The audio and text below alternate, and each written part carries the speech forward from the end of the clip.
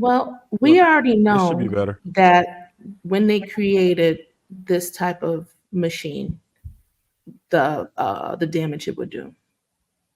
But No, we didn't know. capitalism keeps your pocket full. Oh, they know very well. Oh my God! If you go to these very expensive institutions where you're smart and you can develop algorithms and things like that, and you're like, wow, this has the potential to be great, and you let that. Why do you think the man ended up in court so many times? Because they knew the dangers of this type of algorithm, the machine learning. And also, like Mr. Sweeney had said, going back to when you said you wonder when the pinpoint of Tia making that transition. I saw the transition, really the uptick when people started logging on to social media and TikTok was when we had the jab, the pandemic. So that's where you've seen a lot of people separating. That's when you see a lot of people running to social media because they were bored. They didn't necessarily interact with their husbands and wives and children. So now we got everybody dancing. Hey, we're doing the trends. Oh, we bored. So some people didn't transition back from that. A lot of stuff fell apart during that time. A lot of people didn't want to go back to work. A lot of people, marriages fell apart. Now your kids are addicted to it. Now you try to take the phone, they're tearing up your whole house. So during that time, it really did a psychological switch on us. And now we going full head on to this AI, and you have the machines learning. So they're gonna pump that stuff in your feed, in your timeline, and it's all gonna be different. And it's very awesome to know that other cultures, even the culture that developed the TikTok, they don't put their kids on that social media. They're very limited. We're addicted. They know. But the discipline in the home and the structure in the home that they have, they're very limited too. And so you wonder where they put their attention to. They centered around their personal family in real life time and their studies. And so, okay, now those people can still develop systems to keep us, oppressed and their pockets lined. Nope, And we I should found just a video. detox from it. I looked up online.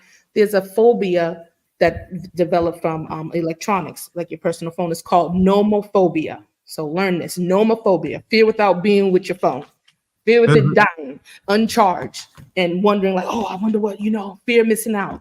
It's a phobia now because look at. What's it called? Video, don't y'all. charge your phone and don't check social media for days. If it wasn't for the people that talk, I probably never would have went on Instagram. There's another side of the algorithm, Marcus. When you was talking about a friend or relative, I don't know what it was. There's another side of the algorithm that a lot of people don't know. Just simply, if she came in here, she never clicked on anything, and you never shared anything to her. If she followed or friended any of the guys that are looking at trending content or algorithmic led content, she's gonna get that. The algorithm is gonna be like, okay, so she's friends with JR, Sweeney, Shannon, and Trev. Look at the content they like. Maybe she'd like this content as well. So you don't even have to sit. You don't even have to sit or nothing. You just got to be your friend, and she's gonna be exposed to a whole nother tree of different content that the algorithm is gonna push in front of her. I think you got to be careful who you follow as well. I think you and Akine both right in that regard, because it's a certain age group, certain demographic, probably the information she put in, and her friends, because I think it linked like your contacts in your phone, right? And she do have single friends that she grew up with since childhood, so that could have been the push for that. Hey y'all, so y'all remember how I said I was just trying to find a video that made Tia Mowry switch, right? I found the video. And I'm gonna say this: before this video, all her biggest videos and most popular videos was with her husband. And then she dropped this.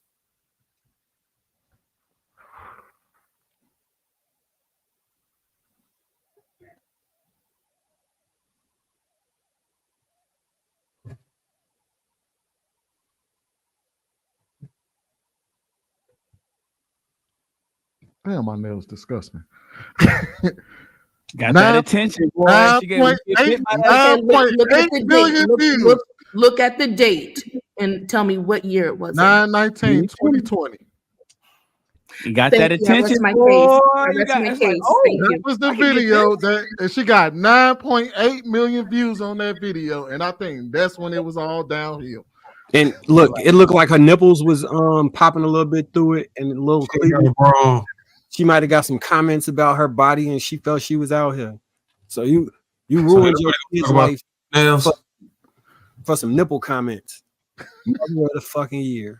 You know one thing, we as men have to be sensitive about one thing. If your woman is 37 years old or 38 years old, right? Start watching out. Because from that age, women go downhill in terms of insecurity, that's emotional switch. So many shit go through their body and mind. I'm telling you for real, though. Shannon, I'm for real. They go downhill from there. And guess what? They seek attention from you non-stop. And if you can give them that attention, they start going outside, both directly or indirectly. The highest divorce rate is around that age now. In this internet age, is around that age. Like almost every woman that I know that have divorced are all in their early or close to mid 40s. So we as men, we got to be careful. We got to start paying attention, man, because No, I thought these you had fun. women. Oh no, Yeah, I'm done talking. No, you gotta. I do believe in complimenting your woman or your wife. And like, so I won't even date nobody if my validation ain't the top priority. Meaning, like, if everybody tell you look nice in something and I don't like it, and you continue to wear it because everybody told you look nice in it, I can't date you seriously. But if I tell you I like something, everybody tell you it's ugly, and you wear it because I like it, I could take you seriously. That's kind of one of the metrics I run through my head. Like, I need to supersede what other people think in your brain. Like, if that doesn't occur, I can't date you for real. We can only have sex. Absolutely. Yeah. Well, it depends on her mindset too. Like me, I always try to keep a Bible. And I mean, it goes all the way back to the beginning. It was flattery. She knew doggone well what God and her husband told her not to do, not to touch, don't even look at it. But the flattery, oh, you won't die. You know that now I'm putting more ideas in your head. Now I'm feeling like, wow, well, maybe I could, do something here. I want to know a little something. And we take the bait all the time. And it just brings down, it has a domino effect. So now we in social media. So now that's thousands of people validating me. And so now my husband, his like you said, his ideas and his feelings towards me is minuscule. So okay, you're just not doing it. Now I'm getting a therapist, because that was a play in there too. A lot of the therapy is to the detriment of the home too, because both people may not be there. She may be showing up. That therapist may be validating herself and not really pointing her towards her marriage and saying, hey, honey, maybe it's time to graduate, because that's where I thought she got the idea from. It's from a therapist. I don't usually hear anybody normally say like, oh, girl, just graduate. Normal people don't talk like that.